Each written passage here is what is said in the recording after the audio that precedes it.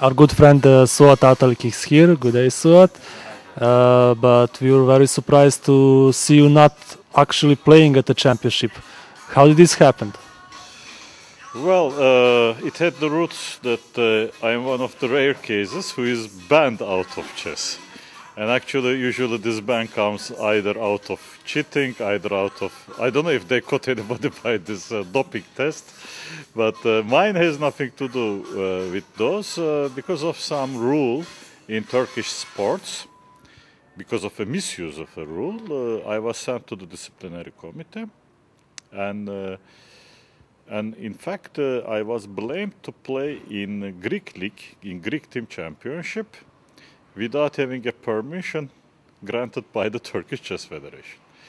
And actually, there is such a rule in Turkish sports, but basically preventing misfits behavior, you know, that if somebody who has nothing to do with that discipline to represent country there. Or it can be, of course, with a country, you know, where has problems with Turkey, which these days I don't know such a country, but of course Turkish Chess Federation officials probably they think they misuse the rule, you know, like, and out of my time here I bought some books by Mr. Živić, and one of them was about Bogolubov, who found himself in the history in a similar case, but it was Soviet Union of 1920s, and also, okay, at some moment, okay, he really, you know, broke the attachment to his former land, not the former country in some way.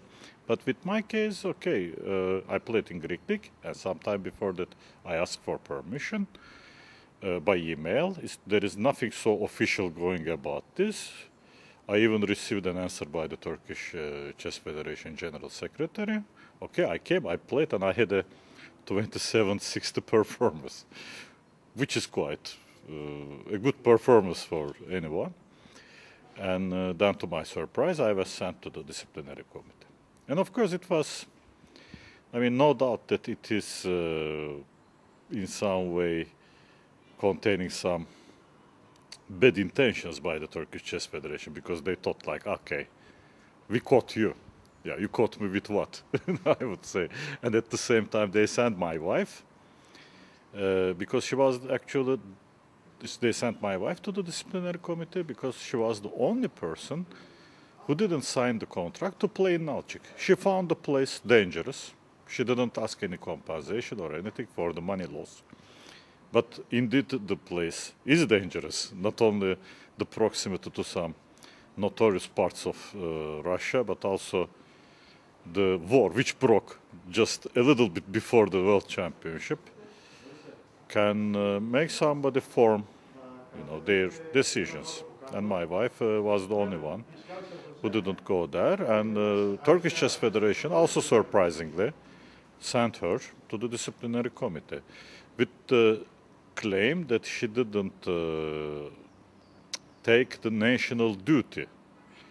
And surprisingly, the same federation, the same people, and especially the president, of course, since he is the driving force, due to some mutual hostility, he came in the last period, they offered her to play in the Olympiad.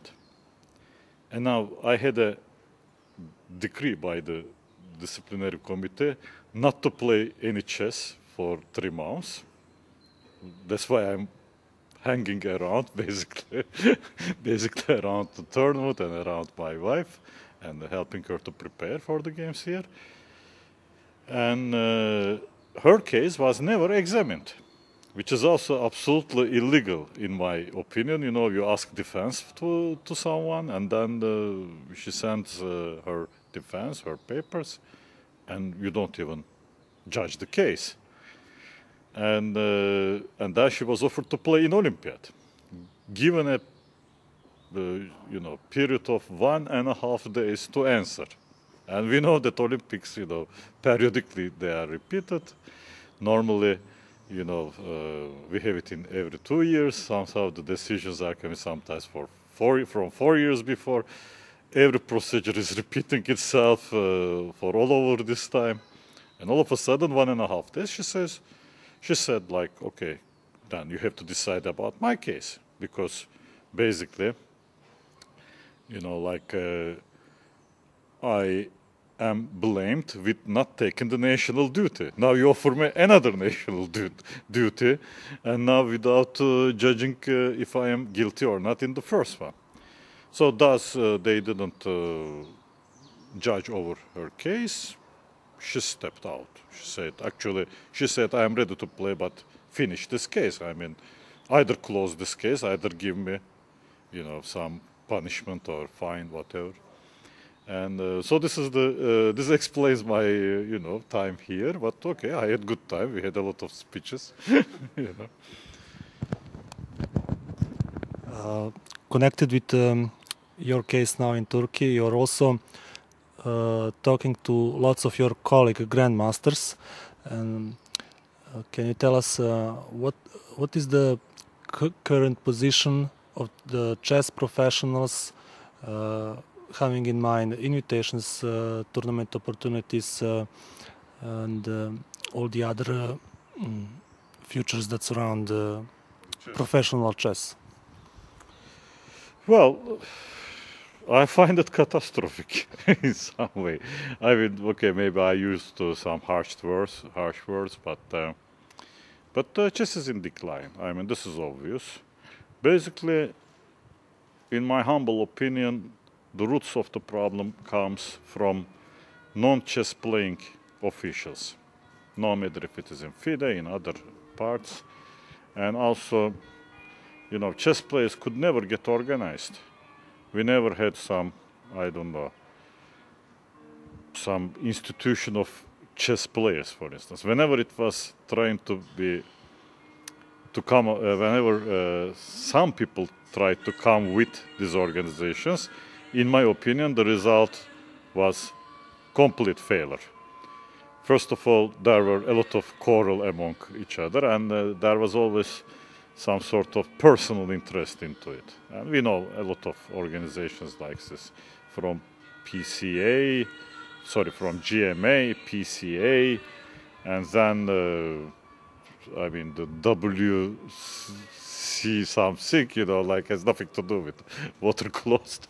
And then at the end, you know, this is ACP. And I'm looking even at the ACP, you know, like, okay, it was an organization basically which was formed in Silivri. The roots were there, you know, like, and it was supposed to be for chess players. Now I look at the president, okay, it is some guy who donates money from this Pivdeni Bank in Odessa. Well, but where is the activity?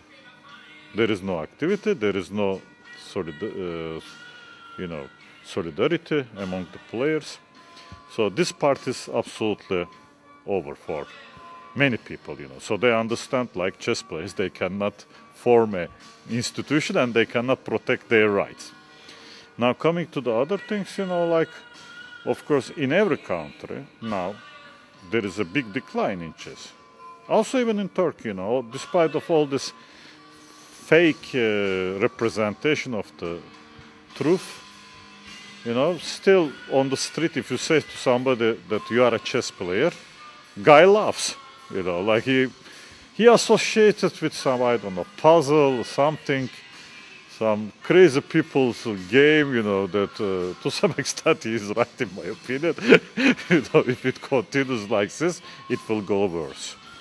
What should be done? I believe that some real unity should be established among players, this real organization, coming with practical, you know, solutions and really also pulling FIDE into that for a real collaboration, you know, because as much as I could understand, in the beginning, ACP had put some scare on FIDE. They could change certain things, but then, in my opinion, they got so deep into these time controls and unnecessary things. Now, everybody from those days are sitting and delightfully playing their games behind this time control. But difficult. I mean, I think I'm speaking about something utopic at the moment. Okay, Mr. Atalik, thank you very much for the interview.